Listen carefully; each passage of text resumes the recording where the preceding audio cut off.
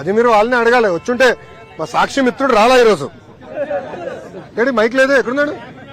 నమస్కారం స్వామి, మైక్ ఏది? లేదబ్బా, ఉన్నాడు. అరే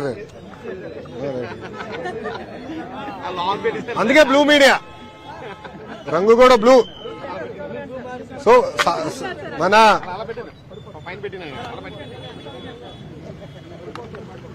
అందుకే సాక్షి అన్న, మీ పేరేంటో చెప్పండి అబ్బా. నాయుడు గారు, ఆయన సమాధానం చెప్పాలి. నాయుడు గారిని అడగండి. ఆ 26 రోజుల నుంచి ఆయన ప్రింట్ చేశాడు కదా, ఆ 26 రోజుల్లో ఒకే ఒక రోజు నేను విశాఖపట్నంలో ఉన్నా. సార్ చెప్పండి సార్. నాయుడు గారు అడగండి, నో ప్రాబ్లం. ఒక్క నిమిషం అమ్మా, నో ప్రాబ్లం. Good question. ఏం తమ్ముడు భయపడుతున్నావా?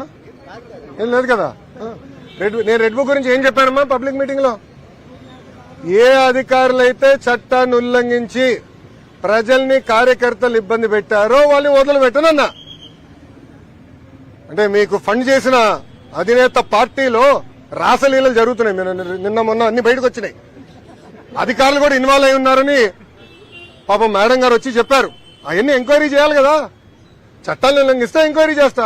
అది నా రెడ్ బుక్ లో ఉంది. ఎందుకు భయపడుతున్నారు అందరూ? నాది రాజారెడ్డి రాజ్యాంగం కాదు స్వామి. నన్ను ఆపేదానికి మీ ఇన్వెస్టర్ జగన్మోహన్ రెడ్డి గారు ఆనాడు జియో 1 తీసుకొచ్చాడు. ఆ రోజే చెప్పా, మడిచి ఎక్కడ పెడతావు పెట్టుకోపో అని. అదే జగన్మోహన్ రెడ్డి గారు ఈ రోజు రాష్ట్రంలో ఎక్కడ తిరగాలి వెళ్తున్నారు. Z+ కేటగిరీ సెక్యూరిటీ ఇచ్చి మరి పంపిస్తున్నాం ఆయన్ని. ఇంకేం కావాలి ఆధారాలు నీకు? సార్ రిషికొండ ప్యాలెస్ లోపల ఏముందో ఇంకా నేను చూడాల్సిన అవసరం ఉంది. అంత డబ్బులు ఎట్లా ఖర్చు అయిందో నాకు అర్థం అవట్లా. అంటే ఒక టబ్బు 30 లక్షలు అంటున్నారు. ఇట్లా అనేక వార్తలు వచ్చినాయి. నేను ఫోటోలు చూశాను, వీడియోలు, అంటే మీరే వెళ్ళి వీడియోలు తీశారు.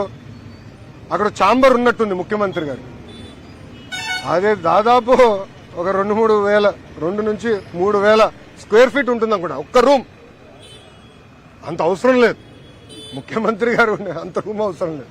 నాకు కొంత అవగాహన ఉంది ఆ సబ్జెక్ట్ మీద. అడ్డాగోలుగా ప్రజాధనాన్ని ఖర్చు పెట్టారు. దానికి దేనికోసం వాడాలి అని అనేది మళ్ళీ చర్చించాల్సిన అవసరం ఉంది. Yes sir. ప్రాంతంలోనే విద్యార్థులు స్కూల్కి వెళ్లే విద్యార్థులు చాలా వసతులు లేకుండా ఇబ్బంది పడుతున్నారు. అవును. స్కూల్కి వెళ్లే ఇబ్బంది కూడా చాలా పడుతున్నారు. అవును.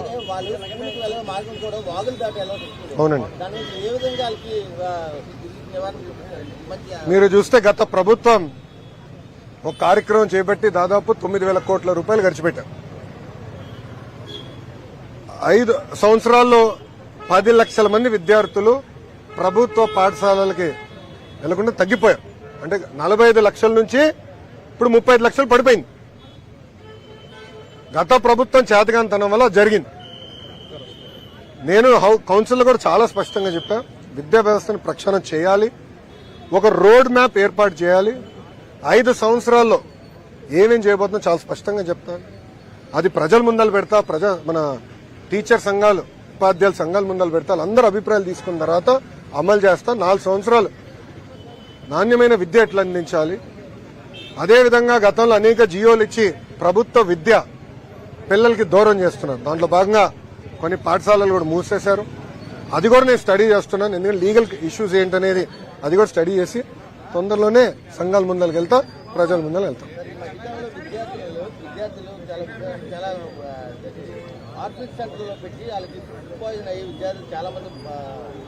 అవును, 3 విద్యార్థులు కూడా చనిపోయారు. అవును.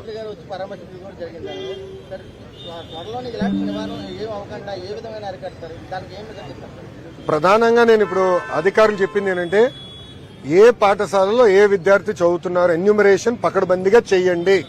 నాకు క్లారిటీ ఉండాలి. దాని తర్వాత ఇన్ఫ్రాస్ట్రక్చర్ ఎలా ఉంది, ఉపాధ్యాయులు ఎంతమంది ఉన్నారు, మౌలిక వసతులు అన్ని ఉన్నాయా లేవా. దాని తర్వాత స్కూల్ మేనేజ్మెంట్ కమిటీలు వచ్చినాయి. వాళ్ళ నాయకత్వంలో ఇన్ఫ్రాస్ట్రక్చర్ ఎట్లా క్రియేట్ చేయాలి, మెంటరింగ్ అంటే పిల్లలు కానివ్వండి, ఉపాధ్యాయులకి కొంచెం కూర్చొని మాట్లాడి ఎలా స్కూల్స్ ఇంప్రూవ్ చేయాలి అని దానిపైన మేము చర్చిస్తాం అని ముందలు తీసుకెళ్తాం.